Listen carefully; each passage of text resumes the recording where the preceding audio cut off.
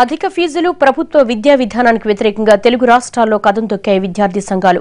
కాలేజీల బంద్, కలెక్టర్ ఆఫీసుల ముట్టడి వంటి కార్యక్రమాలతో నిరసన తెలిపారు స్టూడెంట్స్. ఆంధ్రప్రదేశ్లో ఏబీవీపీ, తెలంగాణలో వామపక్ష విద్యార్థి సంఘాలు ఆందోళన నిర్వహించాయి. ఏపీ విద్యాశాఖ మంత్రి గంటా శ్రీనివాసరావు సొంత జిల్లా విశాఖపట్నంలో కాలేజీల బంద్ జరిగింది. సిటీలోని అన్ని కాలేజీలను మూయించారు ఏబీవీపీ కార్యకర్తలు. విద్యాశాఖ మంత్రి వ్యాపారవేత్తలా వ్యవహరిస్తున్నారని, ప్రభుత్వం కార్పొరేట్ విద్యను ప్రోత్సహిస్తోందని ఆరోపించారు విద్యార్థి నాయకులు. గవర్నర్ జోక్యం చేసుకుని ప్రైవేట్ కాలేజీల్లో పద్ధతి ప్రకారం ఫీజులు వసూలు చేసేలా చర్యలు తీసుకోవాలని డిమాండ్ చేశారు విద్యార్థులు. గుంటూరు జిల్లాలో ఏబీవీపీ ఆధ్వర్యంలో జూనియర్ కాలేజీల బంద్ జరిగింది. గవర్నమెంట్ ఉమెన్స్ కళాశాల వద్ద రాష్ట్ర ప్రభుత్వ దిష్టిబొమ్మను దహనం చేశారు.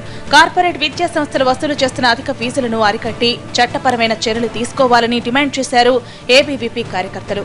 ప్రభుత్వ కాలేజీల్లో మౌలిక సదుపాయాలు కల్పించాలని డిమాండ్ చేశారు.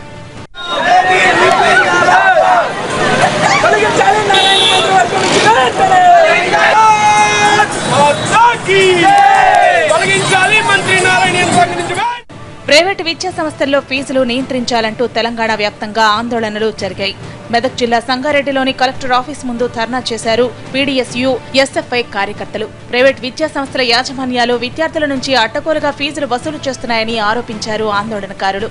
తెలంగాణ ప్రభుత్వం వెంటనే కేజీ టు పీజీ ఉచిత విద్యను అందించాలని డిమాండ్ చేశారు.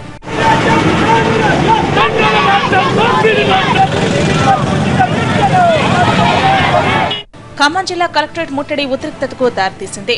పోలీసులు విద్యార్థులకు తోపులాట జరిగింది. పెవిలియన్ గ్రౌండ్ నుండి ట్రాలీగా బయలుదేరిన విద్యార్థులు కలెక్టర్ కార్యాలయంలోకి చొచ్చుకు వెళ్లేందుకు ప్రయత్నించగా పోలీసులు వారిని అడ్డుకున్నారు.